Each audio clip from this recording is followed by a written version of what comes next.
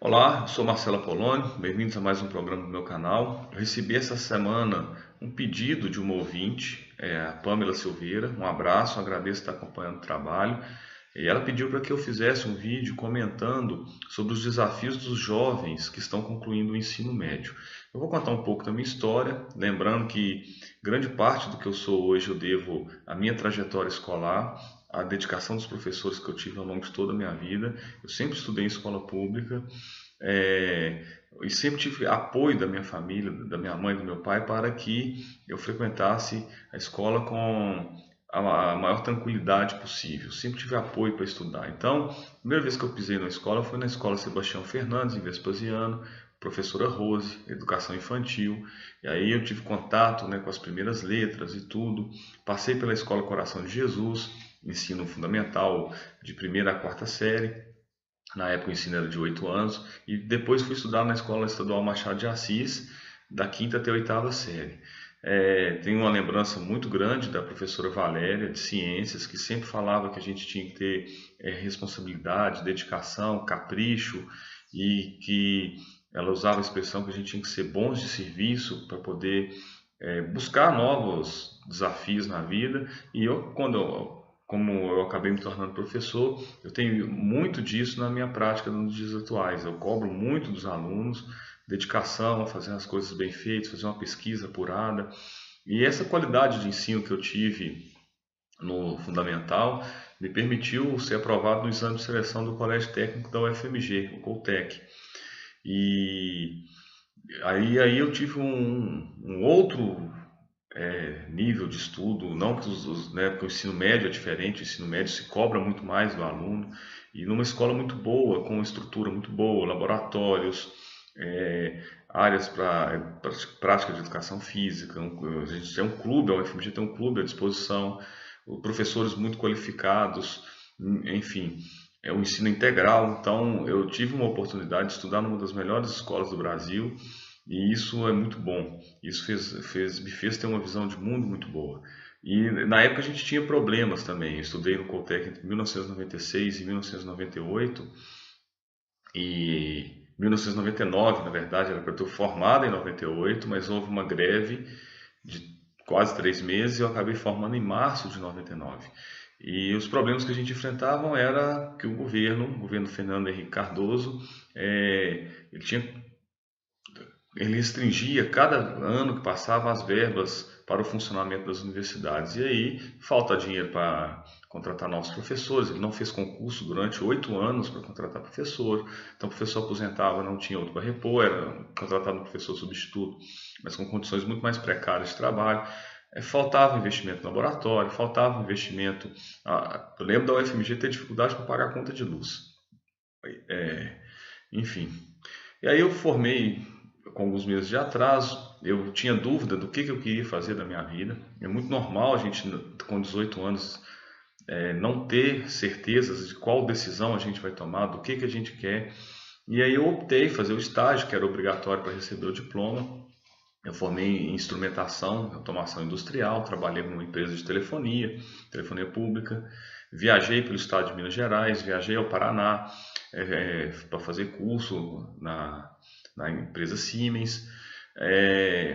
E nem cheguei a fazer vestibular quando eu terminei o terceiro ano. Aí, no ano 2000, eu fui trabalhar no IBGE, fui fazer o censo, fiz um concurso com contrato temporário, tive a oportunidade de ter contato com estatística, com mapa, com dados sobre população, informações gerais. Gostei muito dessa área, optei por fazer graduação em geografia, fiz a graduação, fiz o vestibular para a UFMG, fui aprovado, deveria começar as aulas em agosto de 2001, fui aprovado para o segundo semestre e tive 2 semanas de aula, entramos em greve. Mais uma greve prolongada, mais uma greve por causa do sucateamento da universidade, não só da UFMG, foi uma greve de várias universidades que participaram, por parte do governo Fernando Henrique Cardoso.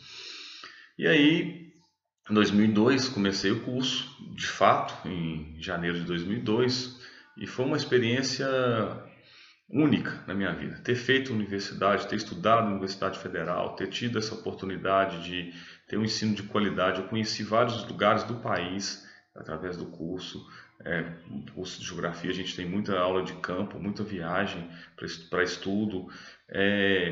Isso me fez ter uma visão ampla sobre o país, sobre o mundo.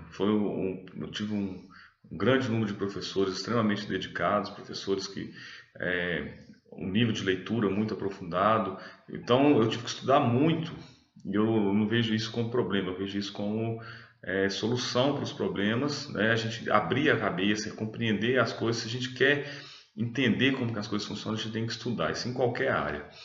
E aí acabei me tornando professor, trabalho com jovens há mais de uma década, né? Sou professor aqui em Barão de Cocais desde 2007, mas eu já tinha trabalhado em Vespasiano, já tinha trabalhado em Belo Horizonte, em algumas escolas. E eu vejo que todos os anos eu me deparo com anseios, dúvidas que os jovens têm. Mas eu tenho para mim que, analisando a situação geral, a gente nunca teve um momento tão difícil para o jovem em nossa sociedade. E isso é muito triste dizer isso, tá? Muito triste porque a gente tem aquela ideia de que o jovem é o futuro do país, então a gente analisa aí com outros países como é que funciona o investimento nas políticas voltadas à juventude. Aí eu peguei algumas para analisar aqui e a gente vê que a situação do jovem é calamitosa, a situação do jovem no país é desastrosa. O jovem é a maior vítima de violência. E o governo acabou de baixar um decreto, o Bolsonaro quer armar a população, né? Um decreto facilitando o porte de armas.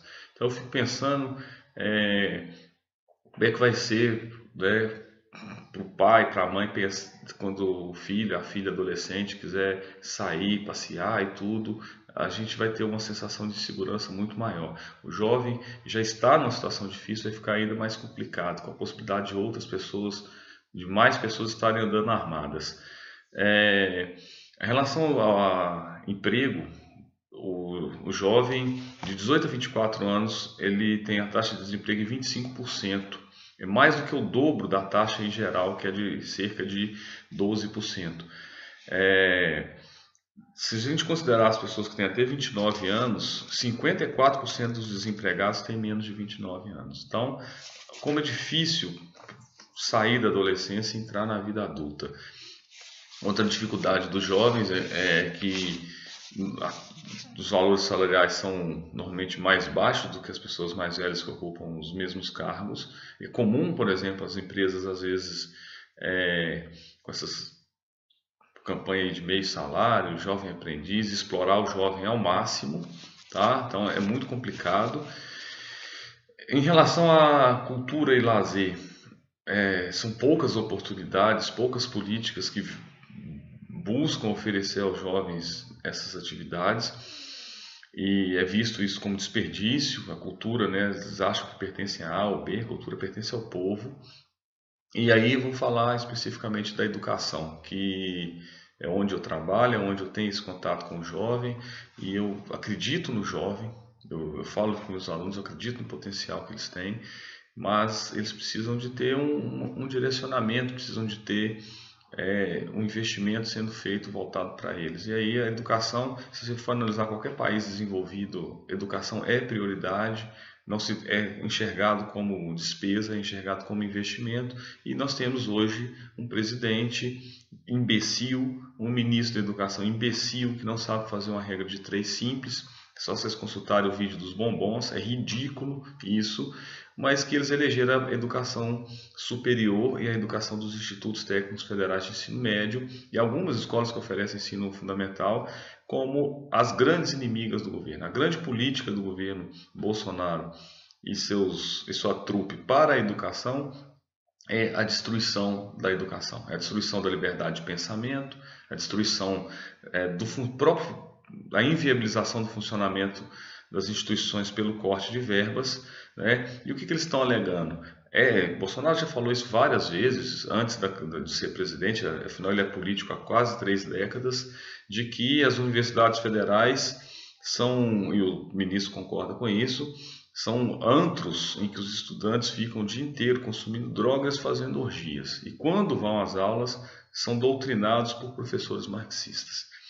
Isso é de uma ignorância tão grande, mas isso acaba pegando com parte da população. Eu já recebi alguns vídeos nas redes sociais que reforçam essa imagem do universitário como um jovem drogado que fica o dia inteiro fazendo orgia. E é interessante que as pessoas vão, às vezes, no hospital público, né, e tem lá um médico formado nas universidades federais, tem um fisioterapeuta, tem um nutricionista, tem uma enfermeira, e a gente vê que são pessoas que estão trabalhando, são pessoas que levam sua vida normal. Você vai ao fórum, tem o juiz, tem os advogados, são centenas, né, de profissionais, de profissões, milhões de profissionais no dia a dia que passaram pelas universidades federais.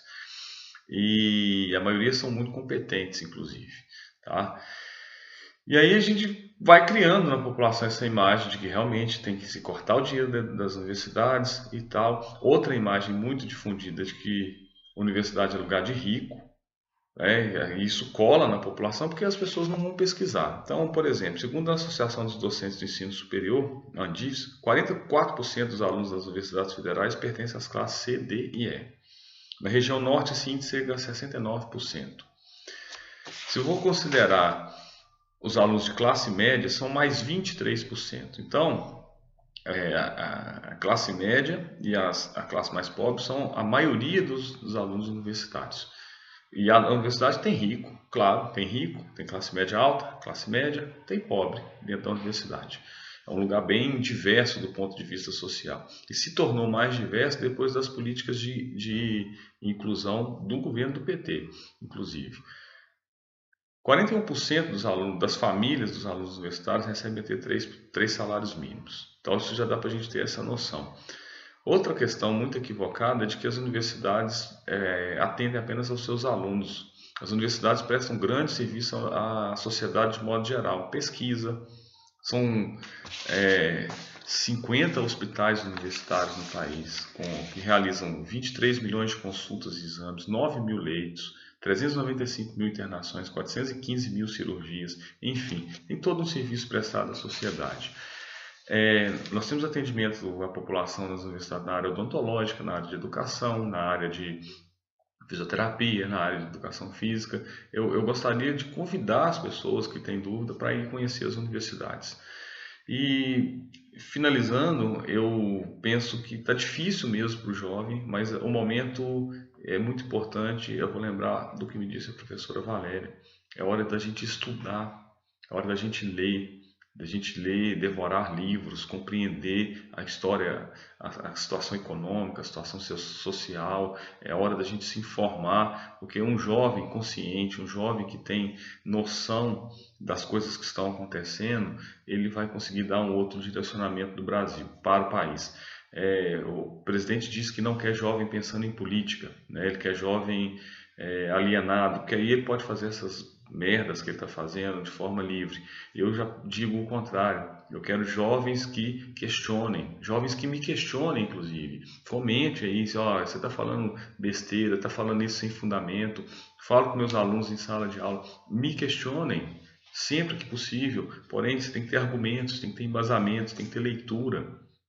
A gente está numa época de um pensamento muito raso. A ignorância hoje está sendo aplaudida e eu penso que tem que ser o contrário, tem que ser o conhecimento que tem que ser aplaudido, a sabedoria que tem que ser aplaudida. Então, eu finalizo dizendo, é triste realmente a situação dos jovens, é muito preocupante.